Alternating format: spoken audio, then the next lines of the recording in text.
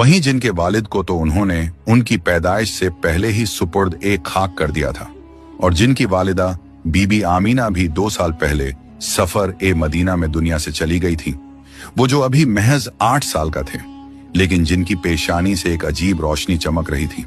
अब्दुल मुत्तलिब अपने पोते मोहम्मद सल्लल्लाहु अलैहि वसल्लम को बार बार अपने पास बुलाते। कभी उनके सर पर हाथ फेरते, कभी सीने से लगा लेते, कभी आहिस्ता से कह उठते, ये बच्चा कुछ अलग ही है, ये आम बच्चों जैसा नहीं। फिर उन्होंने अपने बेटों की तरफ देखा, उनके होंठ कांप रहे थे। तुम सब मेरी बात सुन लो, मेरे जिगर के टुकड़े की हिफाजत तुम्हारी सबसे बड़ी जिम्मेदारी है, और मैं ये जिम्मेदारी अपने बेटे अब्बू तालिब को सौंपता हूं। अब्बू तालिब की आंखों से आंसू निकल पड़े। वो तंग दस्त थे, ज्यादा माल और दौलत नहीं थी उनके पास, मगर दिल बड़ा था। उन्होंने बाप की तरफ देखा और कहा, अब्बा जान, आप फिक्र न करें, मैं अपनी जान से भी ज्यादा इस बच्चे की हिफाजत करूंगा। कुछ ही दिन बाद वो वक्त आ गया जब मक्का की गलियों ने एक बड़े गम को देखा। अब्दुल मुत्तलिब का इंतकाल हो गया। कुरैश के लोग सन्न रह गए, लेकिन सबसे ज्यादा गम में डूबा हुआ दिल था 8 साल के मोहम्मद सल्लल्लाहु अलैहि वसल्लम का, क्योंकि उनसे बारी बारी वालिदा और अब दादा का साया उठ चुका था। हुजूर की आंखें आंसुओं से भीग रही थीं, मगर चेहरे पर अजीब सा सब्र था। कोई आम बच्चा होता तो चीखता, मगर ये बच्चा अलग था।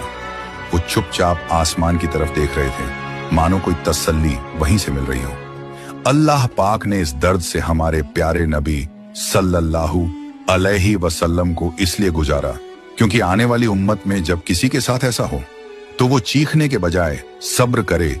इसलिए अल्लाह पाक ने आपके जरिए हम तक ये बात पहुंचाई। हजरत अब्बू तालिब ने उस दिन से अपने घर में मोहम्मद सल्लल्लाहु अलैहि वसल्लम को ऐसे रखा जैसे औलाद का ताज। उनका घर छोटा था, अक्सर खाने को कम होता था, मगर जब भी मोहम्मद सल्लल्लाहु अलैहि वसल्लम उनके साथ बैठते तो खाने में बरकत हो जाती। एक रोज का वाकया बहुत मशहूर है।